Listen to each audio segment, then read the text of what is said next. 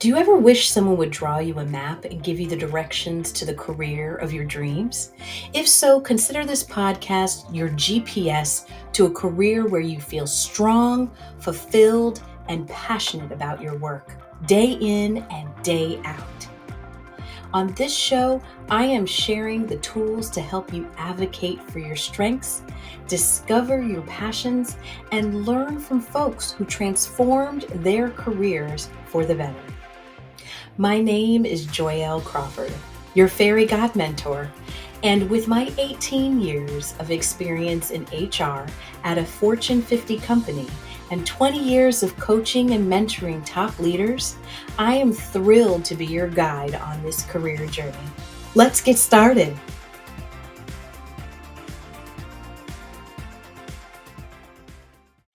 Hello and welcome to Career View Mirror, where we reflect on the moments, lessons, and crossroads that shape extraordinary careers.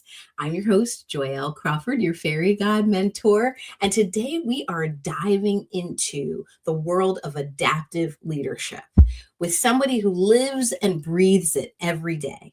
My guest is Suzie Bishop. She's a pivotal leader at the Center for Creative Studies, where she spent more than a decade helping organizations master situational leadership, one of the most widely adopted leadership models in the entire world. Suzie's career path is uniquely shaped by working in a 55-year-old family business where she's helping steward both legacy and innovation. Suzie, welcome to the show. Thank you so much. I am so excited to be here, and thank you again for the opportunity.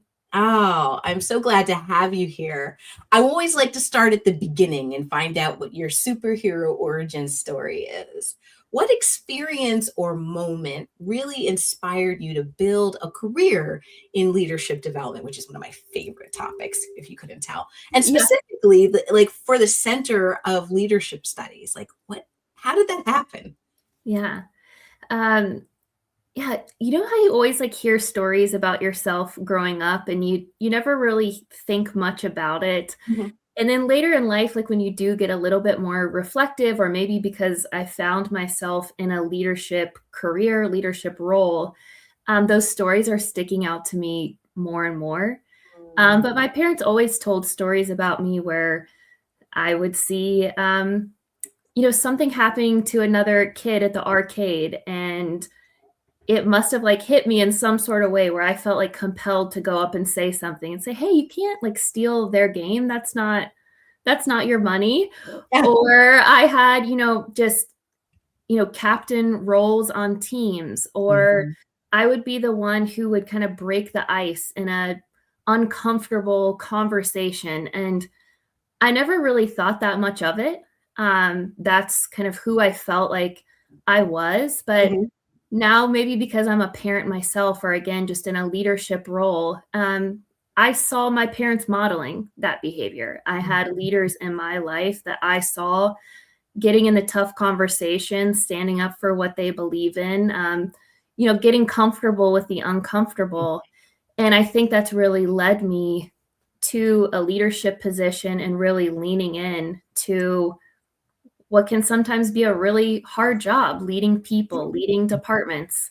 But as you know, I also work for a family organization, and so extremely fortunate that I had that modeled throughout my life. And though it wasn't my plan to land within my family organization, I'm about to celebrate 14 years. That's So amazing. Happy purposeversary. thank you. Oh, I love all your words, mentor, fairy godmother, I love those. Oh, Thank you. yeah, yeah, I have a lot of Joyelisms, I love Fairy it. God I love Mentor, the book, Show Your Ask. I love Rearview Yeah. Mirror. I love all of those things, Yes. and it's a purposeversary. You're living your purpose, Thank you. you're helping leaders develop and grow, and it's a family business, so, I mean, did you feel pressure when you were kind of going through, school and everything else? Did you feel pressure to help with the family business? I hear that a lot from some other Yeah. friends that are running their family businesses, or Yeah. were they kinda hands off? Again, sometimes you don't realize it until you're in it. I never felt pressure to follow a certain career path. I think I always felt pressure to um, do well, and I didn't want to disappoint. But it was more so like kind of follow your own path. Mhm, Um, but grew up around my business, family's business, where they did custom mhm, training, mhm. and kind of always grew up in the fulfillment area. And I would come after school and I would put programs together in binding and, wrap them and seal them and, help put them in boxes to make a shipment. Or I would be listening to transcripts on old like Mm, cassette tapes and mm, transcribing for facilitators to create leaders guides. But I didn't know anything else. Um, but no, I never felt like the direct ask. I actually came into, tell my parents that I got a job at a pharma company mhm. here in the Raleigh-Durham area right out of school. I had been working in communications in a pharma company, and that was the job that I got, and that's what I like. That was the box I was supposed to check.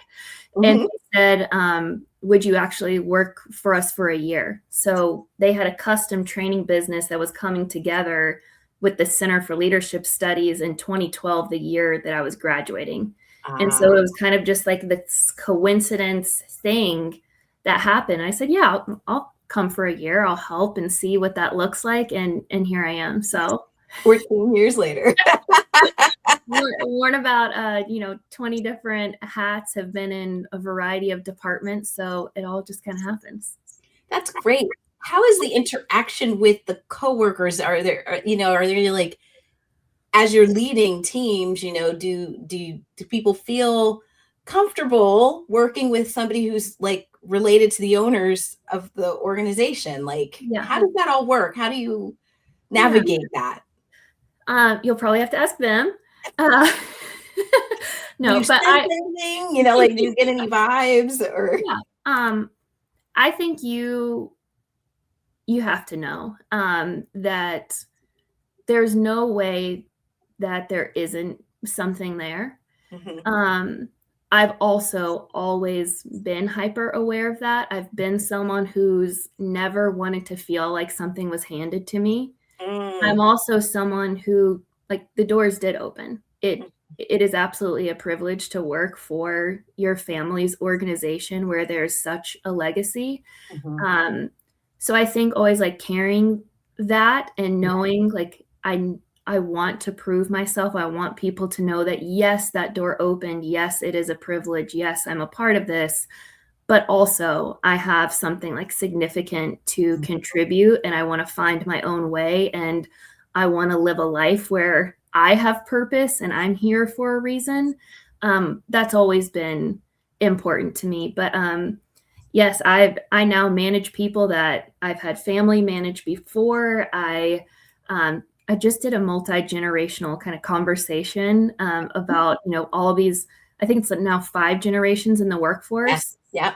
um, I've managed people that were significantly my senior, and now I manage people who are just entering the workforce, and so I've been aware of those factors throughout my career.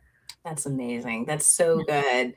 Uh, you've been with your company for over a decade, 14 Mhm. years. What does a typical day look like for you as somebody who supports the growth of leaders all over the world? Yeah. So a typical day, I oversee our product development. So I'm our vice president of product development. So we have an off the shelf curriculum, mostly with the situational leadership model embedded into that curriculum. We tie it to a multitude of other topics: how to build trust, emotional intelligence, DISC. We do a lot of kind of the trend topics. So Mhm. at the time, remote work Yeah. or stay interviews are all of these things that are kind of topical and quick. Mhm. My team creates that, but we also do it in 30 languages. We make sure it's accessible. We customize it for clients. And I'm also in executive coaching and publishing, just kind of given some of my new, career endeavors that I'm trying to kind of move on to my next thing as well. But a day in the life is just making sure that my product development team is running smoothly. I have project managers, I have media, graphics, instructional designers. So making sure that our roadmap is on target. I never want to overpromise and underdeliver. That's so important for our sales team and our partners and all these people who rely on these timelines. So that's a huge part of the day. Publishing and getting a new book out right now has been a huge part of the day, and making sure, social and these podcasts and everything is moving in a way that I haven't really been like public before. I've usually been internal to the organization. So having all of these like new experiences, and then making sure we're driving the strategy of the team. So I sit on our strategic team where I'm in cross-functional meetings talking about initiatives and trends and how to make sure we move the business forward. And how do you stay on top of the trends and initiatives? What are the things that you rely on to kind of stay in the know? Yeah, there's a multitude of resources. I mean, we're so lucky to be in an industry that cares so much about learning. So I feel like there's so many great thought leaders and publications that are consistently putting out trends.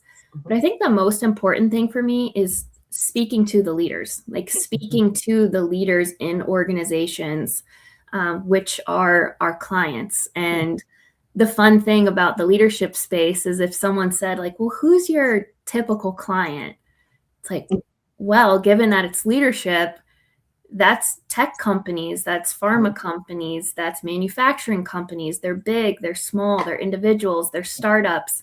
So I just try to make sure that I'm speaking with clients and I'm speaking with leaders that are facing these challenges. It's one thing to read about them. It's another to be living it with more resources, less resources, economic turmoil, all sorts of things hitting you out of nowhere, the speed of change, AI, whatever it is. I want to talk to the people that those things are impacting them. And then how can I, in return, create products that help develop your people to be as successful as they can. Awesome. So for our listeners who may be new to it, how would you explain situational leadership in a practical way? Yeah. So situational leadership is a framework that has been around for 55 years. And the question was, what's the one best leadership style? And how do you motivate people? So Dr. Paul Hersey, our founder, is one of the first people that looked at those two things and said, these things go together, like one impacts the other, and we should really look at that. So situational leadership is one, just diagnose the situation. What is the work, the opportunity, the task, the skill that needs your influence? We then teach diagnostic skills. So where is someone in regard to that task today? It's so important of what's their current ability and willingness to perform that. And then as a leader, how do I adapt my style to match to their needs? It is a follower-driven model. It is about them and where they're at. It's not good or bad. It just is. And we match our style. So if someone had never done something before, they were new, they were feeling insecure, it would be my job as a leader to be more directive and give them instructions and tell them how to do that to be successful. However, if they were working autonomously, had done it for a while, felt really confident, actually kind of took the reins on it, well, then I should give them the benefit of delegation and empowering them and supporting them to let them run with that. And we see when those mismatches occur, that's when you get all the, oh, they're a micromanager, or I feel completely abandoned. So situational leadership is recognizing those situations and how to adapt your style.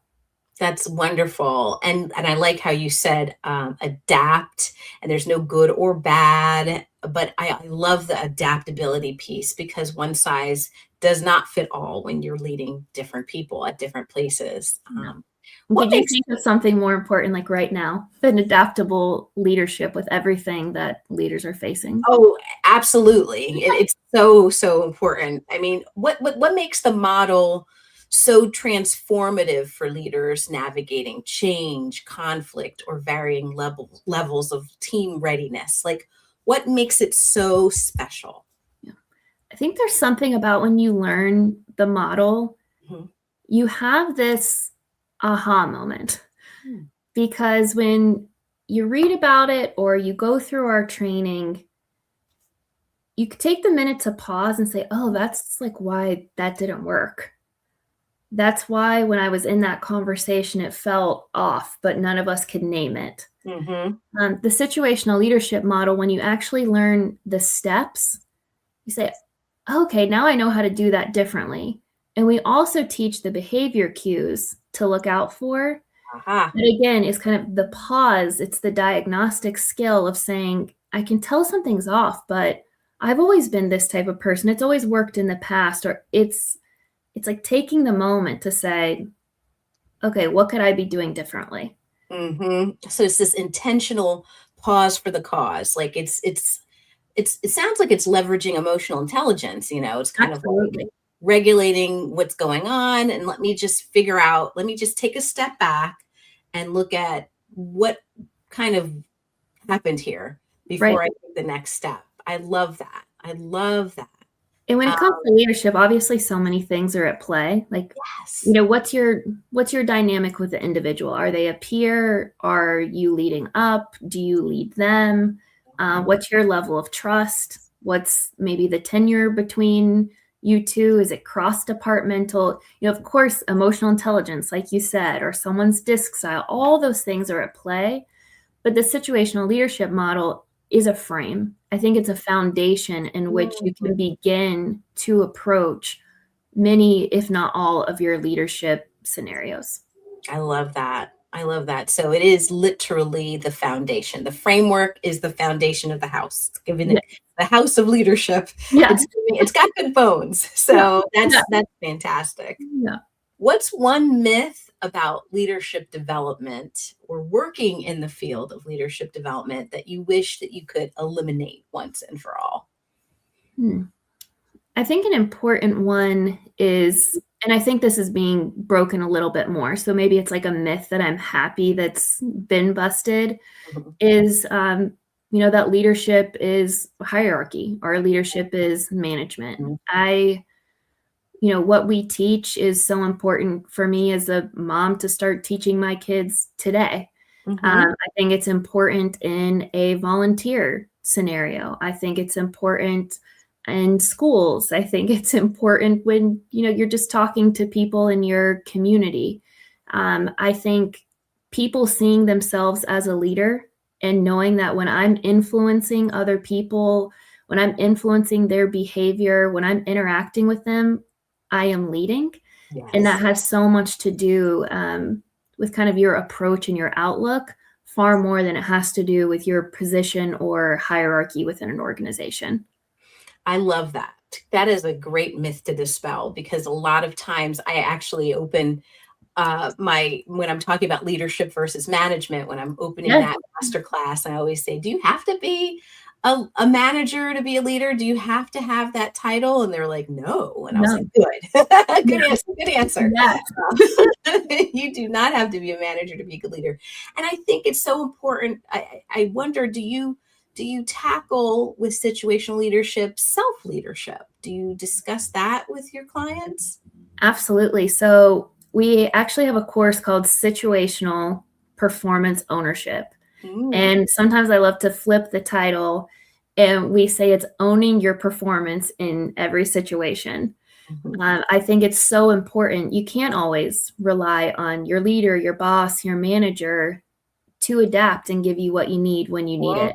mhm. And I think there's a major accountability piece, like a reciprocity piece in leadership, where if you know how you feel, like your own cues, like going to your leader and saying, I don't really know where to start. Do you mind helping like me outline this? Or I've done this before, but I don't know why getting on this webinar today is making me feel really insecure. Could you maybe like walk through this with me again, or just give me some encouragement? Mhm. Sometimes you're asking, can you tell me why? I think having your voice and using it to own your own performance is also a form of self-leadership and situational leadership, where you define the task and situation yourself. You come prepared to speak to what we call your performance readiness, and you ask for a leadership style.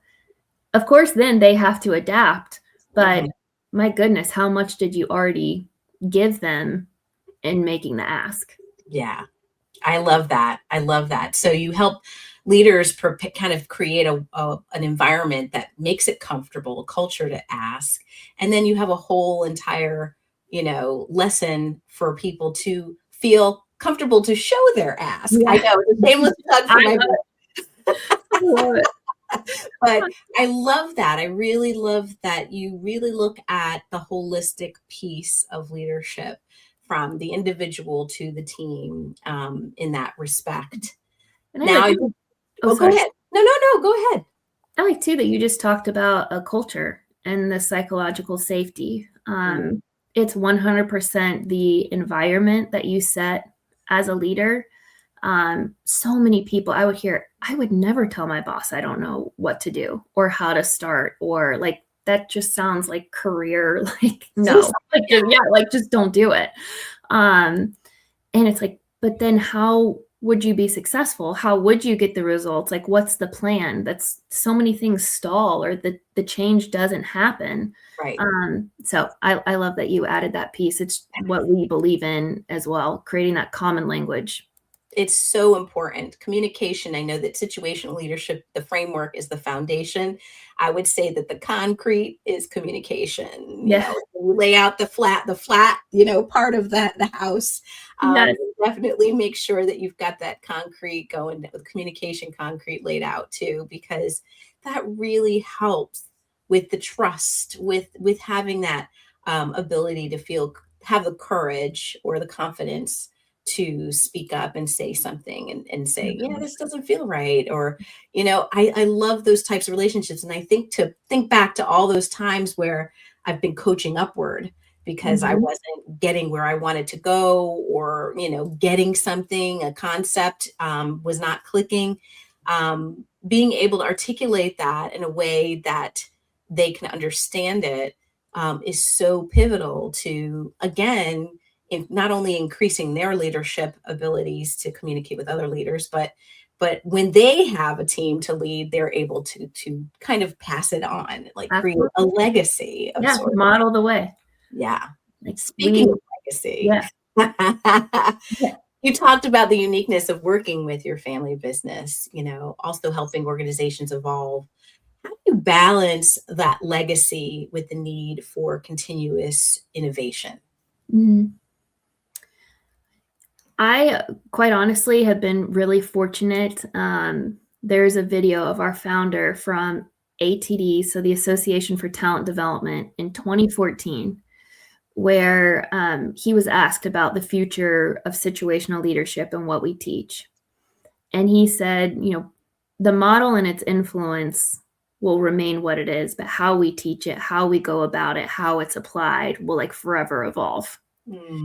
And so I think I heard that message really early into my career.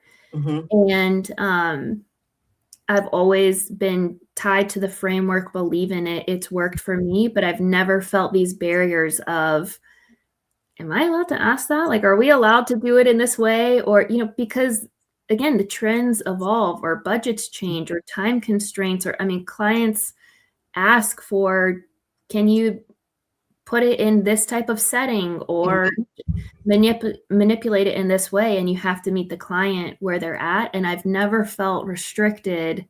And that's been a major blessing on my career, to be creative and be able to push the boundaries and carry something forward. I actually think that's like what's allowed the legacy to live on as long as it has. Is it's one thing to have the foundational model, but how we go about it and the innovation surrounding it, we can push the limits. And I think that that's really helped us, survive such a long tenure in this space. It's amazing. It's so amazing. It's a gift, because I know you don't always get that. Right. People get stuck in their ways of like, nope, we do it 8 hours, or nope, we do it in-person instructor led, or nope.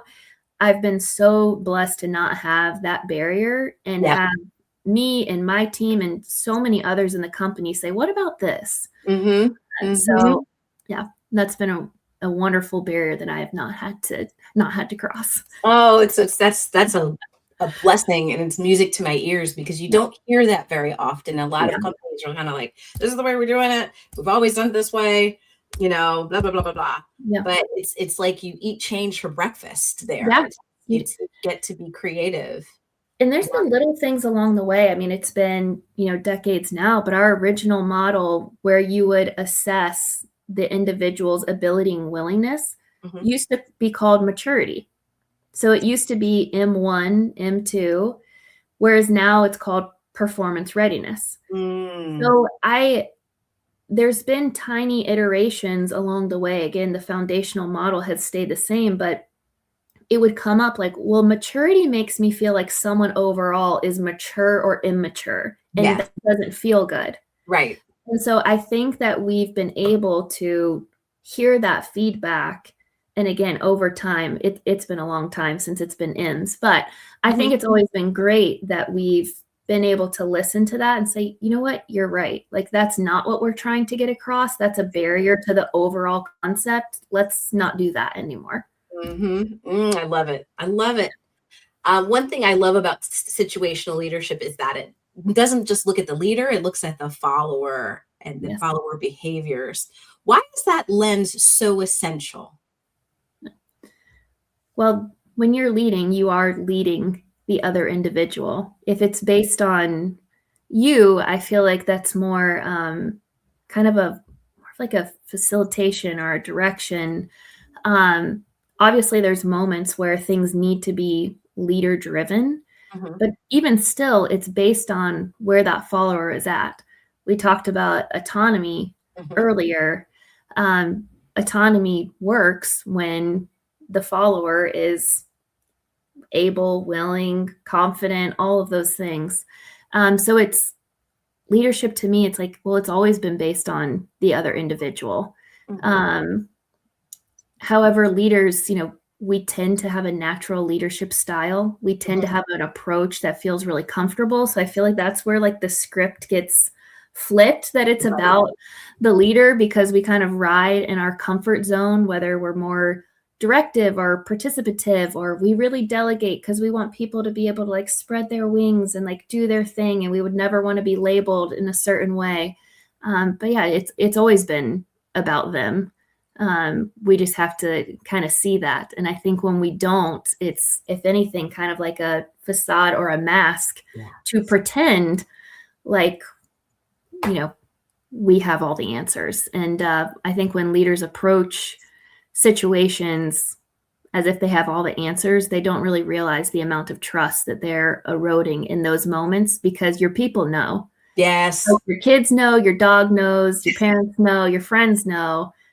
Your people know, like they can see through when you're trying to mask that it's leader driven and that you have all the answers. I read somewhere that there's a study that the human brain can detect it, like neurologically, we can detect false and fakeness and disingenuousness. Yeah. There's something in our DNA, like, genetically, we can identify it. So there's no chance to fake it till you make it. I like Dr. Amy Cuddy's fake it till you become it kind of thing. But that part of, you're on your own island and that I've got all the answers, that also leads to burnout and, all of that stuff. So yeah, you can only keep up and act for so long. Yes. And don't get me on a tangent, but I'm like, I think it's like a female thing. I'm like, I can read that real quick. Yes, we can read that. I wish I had that like knowledge though a little bit better when I was in my dating years. Yeah, would have been helpful. Sometimes you ignore it, despite all the clues. Yeah, all the red flags, all of them. But yeah, no, that is that. I love it. No, please go on the tangent. I just love it.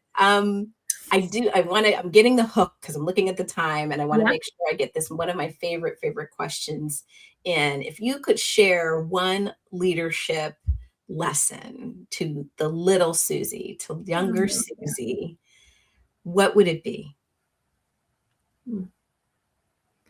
I think there's always something about, since we were kind of just talking about it, like the radar a little bit, be confident in what your gut is telling you. And approach situations with kind of evidence and behaviors and with curiosity to further explore that. I don't believe in kind of coming into conversations charged and calling like that leadership, but I think it's leadership to believe in those signs, kind of collect the data and do the diagnosis and be confident in opening the conversations. And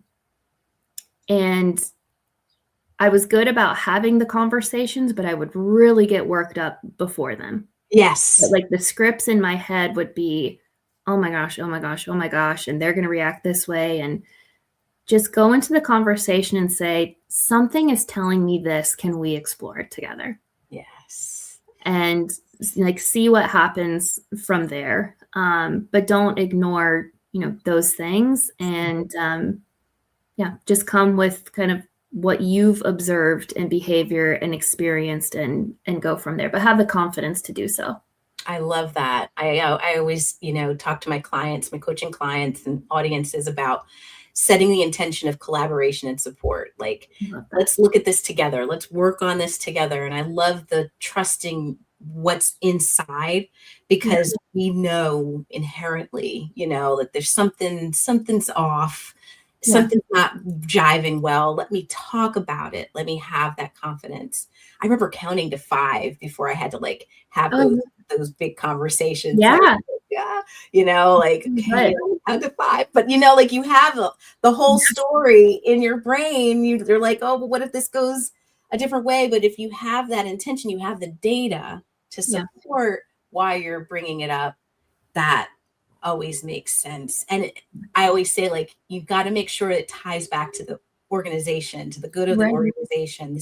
I'm only doing this because I want us to be more productive, successful, and successful. The performance is good, so that is such good advice to your little self and to our listeners as well.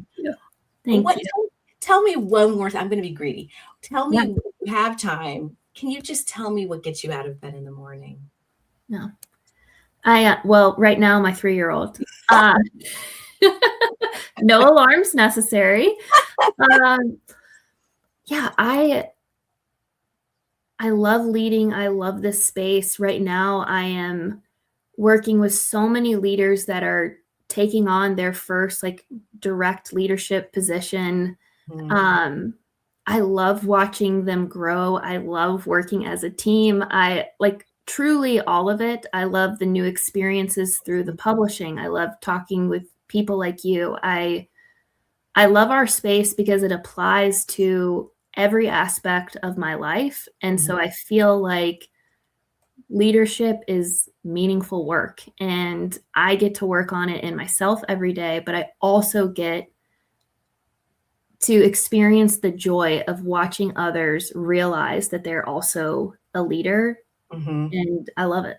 God fills your cup. Yes. I love it too. I say I grow leaders for a living, and I see that you do too.